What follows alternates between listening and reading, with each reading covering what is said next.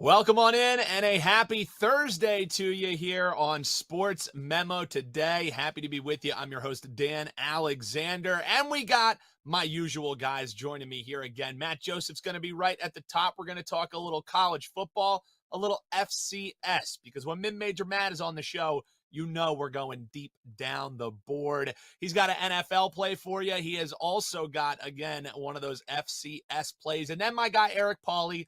No teasers today. We got a two-pack of NFL sides for you coming up from my man EP, who has just been cashing week after week. It's been quite the little run of profitable weekends you've had if you've been riding with my guy, Eric Pauly. So you see to the side of me, $1 pass special. And whenever you see $1, I'm sure your ears and eyes perk up. What could that be about? Well, our first guest, if you head on over and check out Bet On It, this edition, the NFL Bet On It edition this week, he was doing a little pinch hitting, and he hit it out of the park. Matt Josephs joining the show with us here. Matt, it was great seeing you on Bet On It, and they dropped this great offer that we have for people where if they want to try out, my guy, Mid-Major Matt, it's pretty darn nice that they can do it for just $1. It was $29, just $1. So, number one, terrific job on Bet On It. Number two, sorry your reward was having to come on air with me. How's it going, man? Doing well. They had about, I think, 15 people ahead of me and said, well, you know what? I mean, maybe we'll give Matt a chance. He kind of does props occasionally. So, yeah, it was a fun show to be on, and certainly take a shot for $1. I could be awesome. I could be bad. We'll see, but it's only $1 to give it a shot.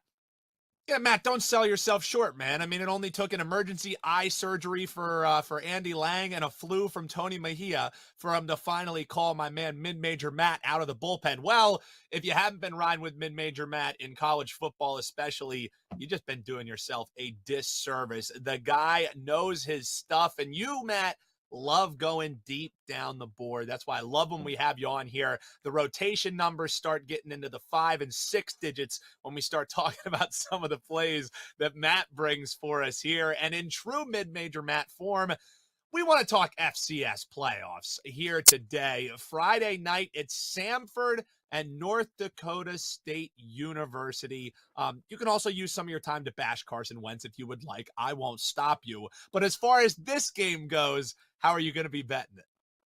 Well, yeah, now we're down to 8 in the FCS playoffs and 3 games on Friday night, which is fantastic because there's some good football being played. Obviously, I'm in the Virginia area. William & Mary is in action on Friday night. But, of course, whenever you're talking FCS playoffs, you're naturally talking about the Dakotas, South Dakota State, North Dakota State. As you mentioned, this matchup is North Dakota State and Samford. And I'm looking at the under here, and it's always going to be a bit of a tough bet to kind of take a look at here because you look at these schools and, man, Samford's really good offensively. North Dakota State's really good offensively, but they do it in different ways. North Dakota State is a heavy ground-based group, and they're without their fullback for the rest of the season, who is a guy that they rely on quite a bit. North Dakota State, one of the slowest paced teams in the FCS. I expect them to do a lot of the heavy lifting when it comes to this total. Their defense is not allowed over 200 yards passing all season long in the FCS. Now, I'll qualify that by saying they haven't played a team that throws it as well as Samford does, but the Bulldogs making the road trip out to North Dakota State. Their starting quarterback barely played in the last game. He's not 100%. And their backup, the unfortunate thing is he looked really good against Southeast Louisiana. Now North Dakota State has some film on how to slow him down. They've got a fantastic defense. So this game kind of reeks of a 38-17 type of thing, maybe like a 41-20 type of thing. I like the under here. You can get it 61.5. Make sure to shop around because there's a couple 61s out there, but several books have 61.5. So give me under 61.5 between Samford and North Dakota State. Looking at the under between the Bulldogs and the Bison. A little Friday night action for you there. Let's pivot on over to the NFL here because I feel like Matt, and we know from being Eagles fans and, of course, paying attention to these NFC teams week in and week out, odds makers all year long have tried telling the public and especially the fans of the Minnesota Vikings that they don't really believe in this 10-2 Vikings team. I don't know if it was ever so boldly of a statement as having the 5-7 Lions as favorites against the Vikings, but that's for another show. We can debate that on your radio show. You don't care about what happens between the side, between who's favorite. You don't even care about what happens after the first half in this one because you have a prop play for the folks involving some of those first half points. What are you eyeing in this Lions and Vikings matchup? Yeah, quite often when you look at the first half props, especially the team totals, you want to find the ones that are around the key number and specifically under the key number of 14 and a half, 17 and a half. If you're looking lower, 10 and a half, things like that. And we're getting a great situation here with the Detroit Lions, whose offense is incredibly hot right now. And they have one of the biggest dichotomies when it comes to home first halves and road first halves. At home, they are averaging over 17 points per first half. They are just an incredibly hot offense right now. Scored 23 in the first half of their last game. They're averaging 18 in the first half of their last 3 games combined. Well, they're home this weekend. They get a Minnesota Vikings team that's hovering around that 13 number when it comes to defensive points allowed on the road in the first half. So I'm going to take a shot here that Detroit continues to add to the Vikings' misery, at least on the field. They keep getting lucky and winning games despite having only a plus 10 point differential.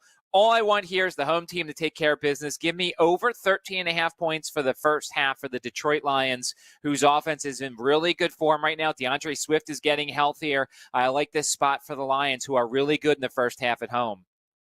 Yeah, absolutely. I mean, what they did last week to Doug Peterson and the Jacksonville Jaguars was a sight to behold. Mid-major Matt Joseph saying that scoring ain't stopping anytime soon. So we talked about that $1 Sunday NFL props package that you have up. Typically, you would be paying $29 to get all of the props that Matt has locked and loaded for Sunday and any of the releases that he has leading up to the games. You have anything else up outside of your NFL package? Anything you're eyeing in FCS? Because when people head over to that page, use that dollar deal. What else are they going to find, Matt? Yeah, that's, just gave you my only FCS play for the weekend. There might be something else if there's any sort of line movement, but it wouldn't be until the kickoff. Right now, though, there is my 2 plays for the Army-Navy game coming up. It's a very low price. And look, you're getting the guy who's number 1 in sports memo profit for college football, hitting over 62% of my college football plays. That's the second year in the last 3 that I've hit over 60%. And, of course, also over there is the bowl special. Very selective when it comes to the bowls, but if you want to join me during bowl season and get the plays as I put them up, there's a special on my Sports Memo page. So we're looking forward to continuing our success in college football as the regular season ends on Saturday and bowl season begins next week. When he talks college football, you better listen. That's my guy, mid-major Matt Josephs. And he mentioned you can get that bowl package if you end up using that $1 special where you can get his NFL package for this prop package for this Sunday. After he wins you all kind of money, why not go in the spirit of the season? And with the success that we had with that Thanksgiving special we ran at both Wager Talk and Sports Memo, you can get the rest of the calendar year for any of these great handicappers at sportsmemo.com or wagertalk.com. So Matt was just talking about college bowl games, his NFL releases, FCS plays. He does NBA props as well. You can get any release from Matt Josephs or any of the great handicappers at Sports Memo and Wager Talk for just $1.99, and that runs through the end of the year. So you better grab it now because each and every day you're losing a little bit of value. One of those buzzwords here in the sports betting world is finding value. Well, the second you buy that $1.99 access through the end of the year, that's when you start getting releases from your favorite handicapper. That offer good at sm.buzz/MJ. It's also good at sm.buzz/EP. Who's EP, you ask? That's my man, Eric Pauly, joining us here, our usual Thursday guest, the guy you never want to see if you're joining Battle of the Bets, because toe-to-toe with EP hasn't gone well for people on Twitter. So, Eric, man, how are you doing? I know you got some plays we want to get into, but how's it been running since we talked last, brother? Yeah, I'm doing great. Unfortunately, the battle win streak ended at 9 wins. Couldn't get to the double digits. But it was a hard-fought battle, and the way that it works is if you have the same record, whoever had the least amount of juice wins. So we actually both went 1-2, but my bet was -120. He had -110, so the edge went to my competitor there. But that was a ton of fun, but that does not, obviously that's great for, some great banter, giving out some plays that I really do love, but nothing is better than winning official plays that are out for the clients, and that has been really fantastic. The last 6 straight weeks of profit in the NFL, 8 of the last 9 and of course, 10 of the 13 weeks so far in the green. So looking to just keep it up. And I mean, at this point, lines are pretty sharp. We know we understand how each team operates. So just trying to find those spots and a very hyper efficient market to try to make some cash. Yeah, absolutely. And by being a contrarian better by nature, my guy, Eric Pauly, when you ride with him, the clients not only get to cash these tickets, they also probably get to brag to their buddies a little bit who are probably on the other side. Because when the market's zigging, my guy, Eric Pauly, loves to zag. Speaking of which, let's talk tonight. Some actionable info that you can get down on right now. We give a 4-pack of free plays out each and every Tuesday and Thursday here on Sports Memo Today. Today, no exception. It's Raiders and Rams. Raiders 7-point favorites in this one as they're playing the best football that they've really played sustained this entire season. Josh Jacobs coming alive. But, Eric, those 7s are quickly turning into 6.5s. And if you look at the juice on some of these at the sharper markets, this number could be even heading to 6. And that's despite the fact that under center for the Rams is going to be either future Hall of Famer Jordan Wolford or future Hall of Famer Baker Mayfield. I say tongue in cheek. He just learned the plays this morning, and nobody cares because the market is on the Rams, the Aaron Donald-less Rams. Is that the way you're looking too here with some heavy steam coming in on Los Angeles? Yeah, so this line opened at the Raiders -6, was sitting 6.5 for most of the week. Then some 7s did pop up. Not something that I've locked in officially, and not going to lie, if all I see is 6.5 after this show, I won't be upset because I'm not taking this game at 6.5. I'm taking it at 7. Could be one of those opportunities where, I missed out on it, but you can always get next game. You don't have to force anything. But I'm looking to the Rams in this situation for a number of reasons. So the Raiders are, of course, coming off 3 straight wins, playing their best football. 2 of those games are on the road in overtime and then coming back with another big win this week. But this is more of a spot play than anything like analytic that I'm going to really pull out here. Derek Carr on the road laying 7 points just does not sound like a bet I want to take. And while Carr has been great this season and this Raiders offense has been great this season, so much of it is reliant on Devontae Adams and Josh Jacobs. Jacobs dealing with a calf injury that's been nagging for a couple of weeks. Didn't necessarily slow him down as of late, but I'm not sure that this is a situation where, he's, of course, going to try to play in this must-win spot for the Raiders, but I don't know if his health is at 100%. Now, the Rams, I actually prefer them to play Wolford over Baker Mayfield in this game. That means nothing to me. But the real reason why I kind of lean toward Los Angeles is because of some of the spots of why I recommended the teaser on the show last weekend to not take Seattle with the full 7.5 is because these are still professional athletes playing for their playing time down the line. Yes, they're 3rd and 4th string players, but they're still men. Sean McVay is still a great coach. He's still a leader of men. So they're going to try their best. This isn't like a roll over and die type of team. Derek Carr, I think, and I don't want to misquote, but if you look at his stats on primetime laying points, they're not great, especially when he's laying points in primetime on the road. They're actually abysmal. And while the Rams struggle against number 1 receivers, they're actually one of the better red zone defenses in the league. And the Raiders offense is not one of the better red zone offenses in the league. They're actually 26th. While the Rams are 2nd in red zone defense. So I think that 7 points is just too many. Yes, the Rams are depleted. Yes, John Wolford or Baker Mayfield, I actually feel better again with Wolford, but 7 points laying with Derek Carr on the road primetime, that's too many points for Carr and a defense like the Raiders that's this bad. Man, so saying forget about it as the away favorite. And I'm just looking here. Yeah, they have struggled since he came to the team. So what, he would have been a starter around 2015, 2016. Las Vegas Raiders, formerly, of course, the Oakland Raiders, 5-13-1 against the number. I was just able to pull there for you. So he was saying the numbers are abysmal. Sounds pretty abysmal to me there. So looking towards the Rams, and also a lot of the folks who are listening in, we have a national audience. The one rogue 7 that I'm seeing on the board is at one of those national books. So you can still grab that 7. It's not going to be there long. So if you're watching here live, 2:30 Eastern time, each and every Tuesday and Thursday, grab that now. The 7 for the Rams. Man, that's a hold your nose kind of play right there. And I think you're coming with another one because let's look at this Titans-Jags game. Titans, they're coming off a throttling at the hands of my Philadelphia Eagles, 35-10. And EP, it wasn't even that close. I mean, you could argue they might be a little rested since the starters were out by the third quarter in that one. But now they're facing this Jags team. They're coming off. There's been a lot of bad Jags losses the past few years to choose from. This is one of the worst they're coming off of. They get killed by the Lions. Now Trevor Lawrence still has that Q next to his name, questionable with a toe injury.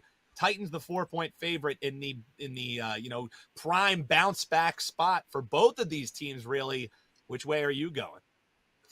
Yeah, so I'm leaning toward the Jacksonville Jaguars in this matchup. So in the Trevor Lawrence, the big toe injury reports, I have a good feeling that he will be playing in this football game.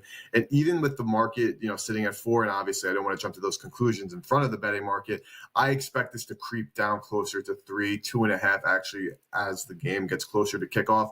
Now, I've said it on the show before, I'm a huge fan of Mike Vrabel and what he's able to do. But something that got really exposed last weekend was Philadelphia Eagles knew that Mike Vrabel's defense was going to be prepared to stop the run. So what do? They threw the football. Now this Jacksonville Jaguars offense with Lawrence in the mix, they're going to be able to move the football on this Tennessee Titans team that's going to be missing their best pass rusher into Nico Autry, their number 1 cornerback in Christian Fulton, their number 1 coverage linebacker in David Long. Like, this injury report on Tennessee's side goes so far down. Like, they're one of the most injured, if not the most injured team in the NFL. Yes, Vrabel's been able to pick up the pieces and, make something of this team with a makeshift team. Again, it's absolutely incredible. But Doug Pearson's a good enough head coach to try his best to make so even if the Jaguars are playing left-handed and they have to throw the football all over the field, that's a good situation for them. I don't think that Lawrence's injury is going to hold him back. I expect this number to come down. And given also Tennessee firing their general manager after that game in Philadelphia, I mean, I don't know how much stock that's going to play into this matchup, but there seems to be some sort of disarray in that locker room, in that organization. And when these two teams play in the AFC South, they bring their A game mostly in those matchups, except when they're playing the Texans. But I think, again, just considering, again, the spot in the market, I expect this number to creep down. So I think getting a 4 now, I think you're going to be getting some closing line value in this game. Yeah, and how much of having that 4 sitting up there, EP, has to do with the fact that maybe they're guarding against this Trevor Lawrence news. If Trevor Lawrence is back in, is that dip below a field goal? I just don't know how much he's really worth to that line. It's got to be at least a point putting it back on the key number of 3, you would think, right? Certainly. And also another big injury, Treylon Burks, a concussion. He's expected certainly to be he had that big hit. The normal average of players who are coming off a concussion with the new protocols are out 9 days, meaning it'd be very rough, it'd be a long shot for him to play. That's their number 1 outside receiving threat. As we saw last week, in the Jaguars, of course, aren't great at getting pressure and whatnot. But I think 4 between these two teams is too many in this divisional game, and a must-win game for Jacksonville. Yeah, and you wonder how hard my guy Eric Pauly works. He's giving you the average day coming back off of concussions. This guy's doing the research, putting in the work to cash the tickets for you. EP, if they head on over to your page, take advantage of that access through the end of the year, through December 31st for just $199. What kind of stuff do you have loaded, and what can they expect from you as a capper? Already have 1 play for Sunday locked and loaded. And as always, like I do, because I just love doing this for everybody, I don't want anybody to miss anything. I just want to sell the 5%. It's like, take it all. They're all actionable. They're all winners. And I've been having a great season. So every NFL pick that is on my Sunday card will be in one spot, one-stop shopping. Go and get that. Love to see it. That's my man, Eric Pauly, again, sm.buzz/EP.